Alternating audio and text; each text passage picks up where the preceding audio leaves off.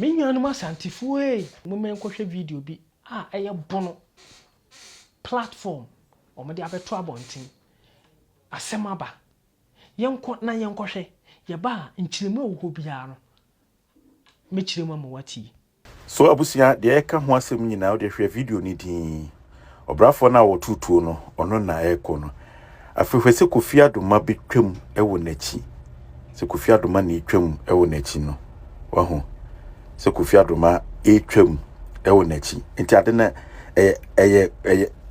enya boa payo cause wa hunu se Kofi Adoma koreba Kofi Adoma etwam ewo nachi so Kofi Adoma etwam ewo nachi no na kwa na ba tuo no so dia senti ko butum ja Kofi Adoma etwam wie kakra ensa kwa no ye den tutuo no iti enya boa payo se ne nipa pese o kire no so dia se o de hwe video ni biem nti o de awusia hwe o obrafo no oko ena Kofi betwam nti Kofi kura won se watwam ku bate bia camera ni wonti obegina eho baabi ja ene a opese o capture we no ena onia ma tuo no so dia se ena o de tuo no eto ne kon won se tuo na amfa ya bi mu ba sound na eba akire no eyi obi foforo abusia yasan kwhwe video bi a eye Angel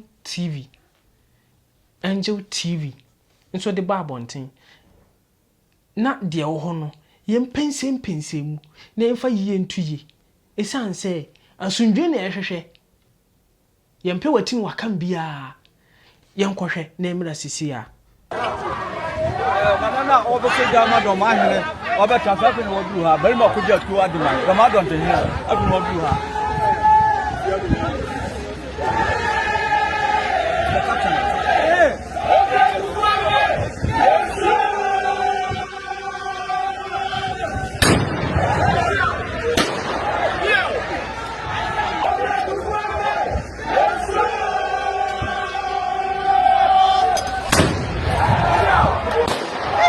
Jesus.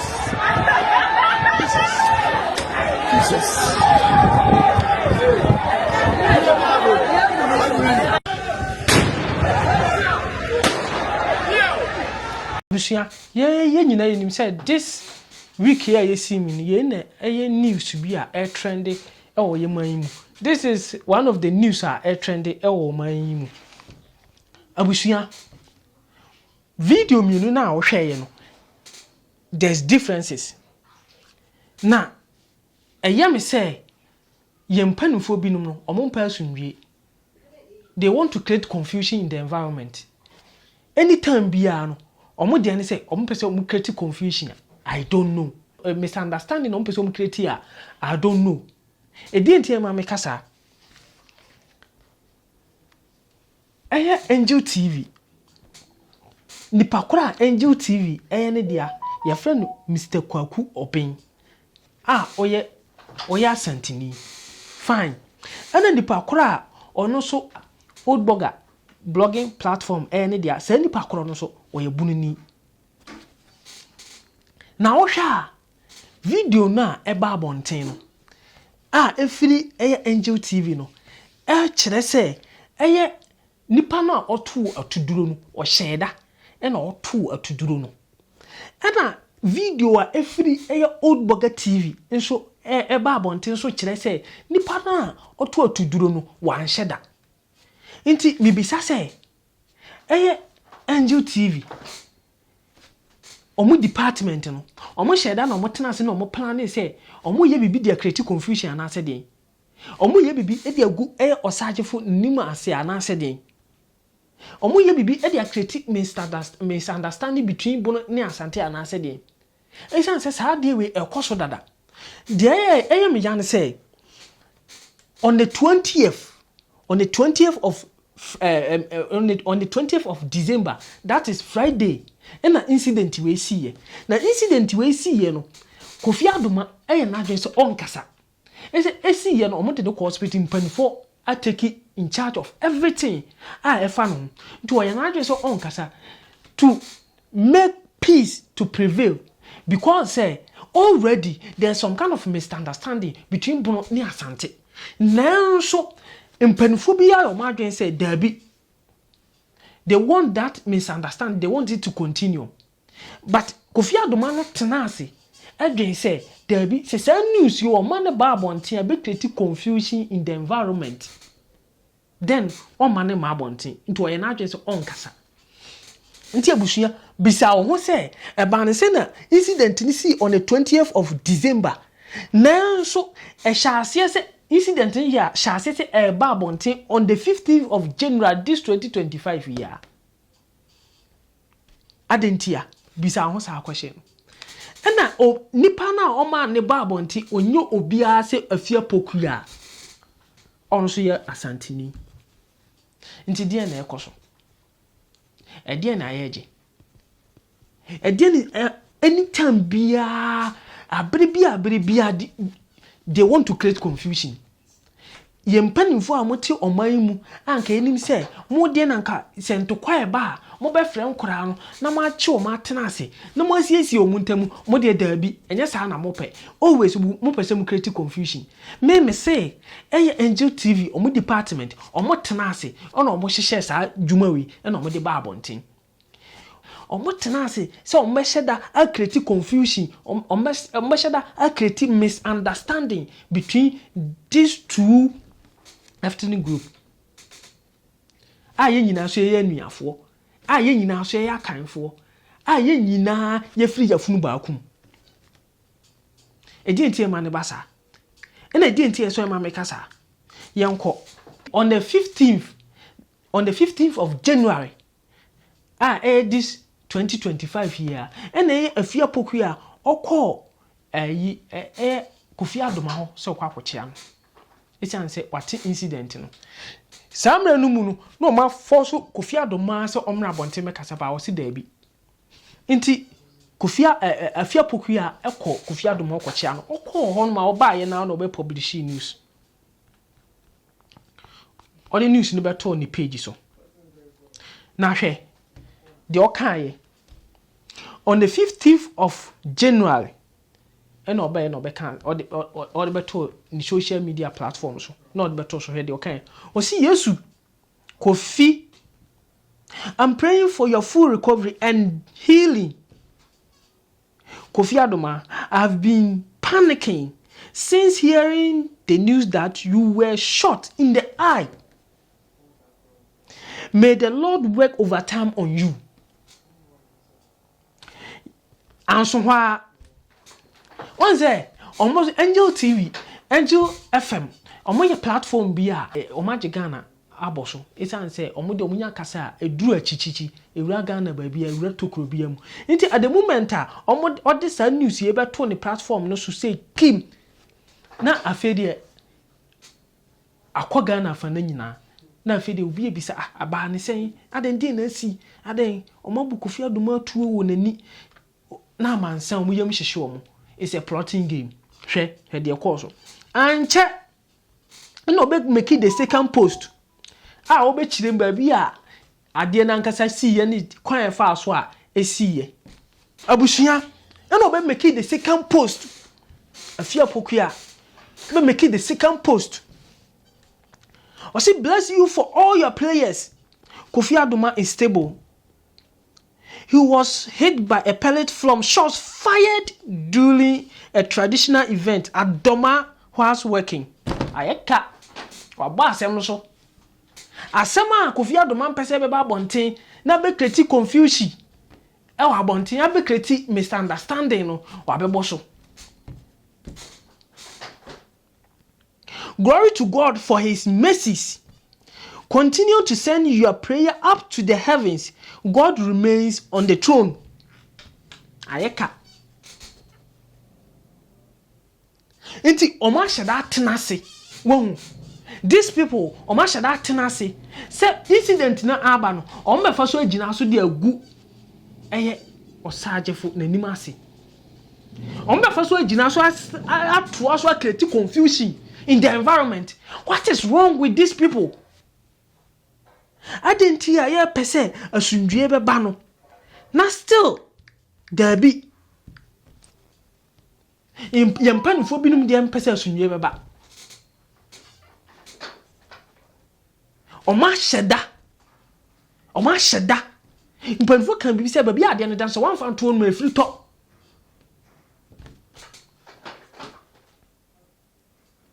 Nkuto wo hi so pese nane ade na say o so ma hit ka no.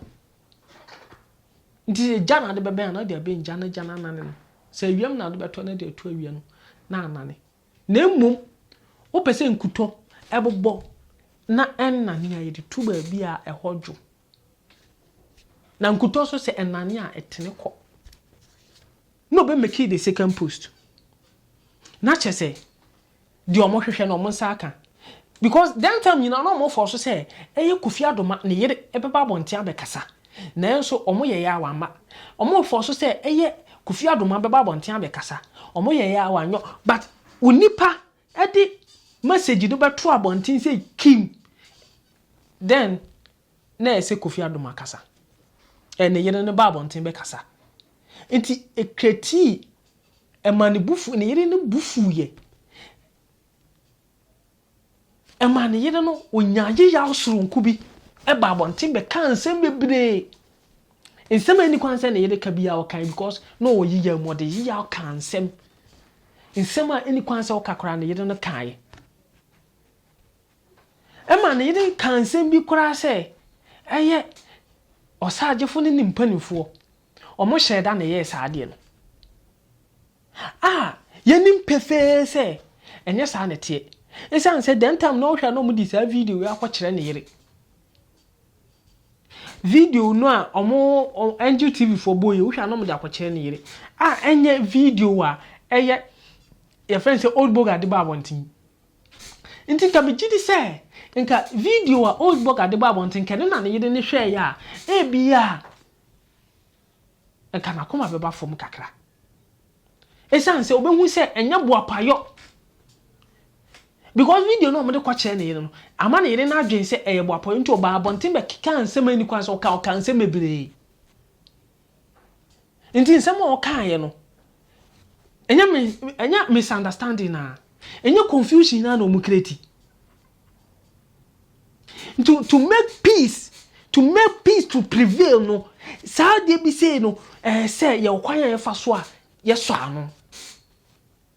Esan say edikan nkasa there's confusion. This is how de be ka ho a creating more chaos in the environment. And so honoma anche ena eba say ne sa de a say Kofi Adoma na yere ababonten abekasa de a then this is an opportunity for us. Say yeba for free a mission. Inti omo di statement eba abonten say omo baye dey omo di video no a kire say nipa no abo Kofi Adoma wabon odi atudu abonani no omo be ba abonten. Now this is what the statement says. Share Angel Broadcasting Network announced that our Director of News Department, Kofi Adoma, is indisposed and has been hospitalized. The renowned broadcaster has suffered a life-threatening injury after being shot in the eye. The disturbing act occurred in Dormaa during his coverage of the Kwaku Festival in December 2024. The management of Angel FM has obtained exclusive footages of the unfortunate incident and person behind the act. The video will air for the first time on the Angel Morning Show on Wednesday, 22nd January 2025, particularly to clear the misinformation and controversy surrounding the incident. We wish Kofi the best in his recovery and ask for prayers for him and his family during these difficult times. And no more the full stop SNC one. Inti edi kind of misunderstanding no, any confusion, any controversy no. Omo kan wasem omo stating word this statement no. When did you can create here? Angel TV. Angel FM. Omo di can create misunderstanding no. Omo stating it clearly in this statement. Omo di can create. No mas now you want to say your friend is saying pataku a odi dwan akata no ho. Why no say dwan a woni hwe. No mas na ba bonten abeka say misunderstanding your friends and to clarify mami san kan ho bi. Or see this video will air for the first time on Angel Morning Show on Wednesday 22nd January 2025, particularly to clear the misinformation and controversy. So controversy when they can create in the environment. You people of all you people first created the misinformation and that kind of controversy. One of can create here. Then you turn back. Mas now you sorry. Mas now daramu as na be catch there say. What is going on? Samo se me boa. The same time omo video no wo Angel TV platform, Angel FM platform, morning show. The same time that is the same time so Kofi there. Kofi there 10 hours. 10 hours ago. Hwe, yen ko hwe Kofi Angel FM so there. Angel FM so 10 hours. The same time. So it was planned. It was planned. Say we are going to create controversy in the environment. We are going to create misunderstanding. We are going to create your friend is saying conflict. We will still continue to create conflict. Sana e penana yempanifo anka ye de anka ye dwen say ye na ye nkora na ye mfom ye ni nkwasi asem na anka mo frɛ na mo fa ye ntena ase na mo nka bibi ngu yasum no mo de dabi you are trying to mo na mo create controversy no mo na mo say ade no instead somebody use the media platform na mo dey create peace you know you are rather creating controversy. You are rather creating misunderstanding. You are rather creating chaos in the environment. This is how they ya mo ye. At the pabang and at the beba. Always your selfish interest. Now no dear and the beba. Abusuya. The same time. Ena omobo video no. The same time. Inti I don't know minim panfo mo tire chire. Omo create misunderstanding, controversy between this two ethnic group. I don't know. But what I want to say is say muna mo ye mpanimfo ye hwemo ne atu anamon esan se muna mudi anim ena de odi akire no osua ne odi kan nante nti se ntawantawa bi beba ebegina moso ana se asundwe beba ebegina moso esan se muna mukita media platform muna mukita platform na nkasa mo kasa ewra tokuro bia mu inti de yasra mo ne se baby aduru no mesra mo menka hwa baby aduru no mesra mo menka hwa den fa sundwie inti na oman na sundwie na edibu oman asundwie wom ene betima tumpon na tumpon a me ne wo na bedu so mfaso ye bia na de wo de wadi nkan wo wanim wadwen se esikura mfa ho na kai hu se obi a oben obi a wo ye omoja nso difiri akire eba na mpanifo kan bi se e kan nanti a na aka oto mo menfa sunwe nti na oman man fa mpaibo entai oman yachi no man tumpon amene wo ne bedu sute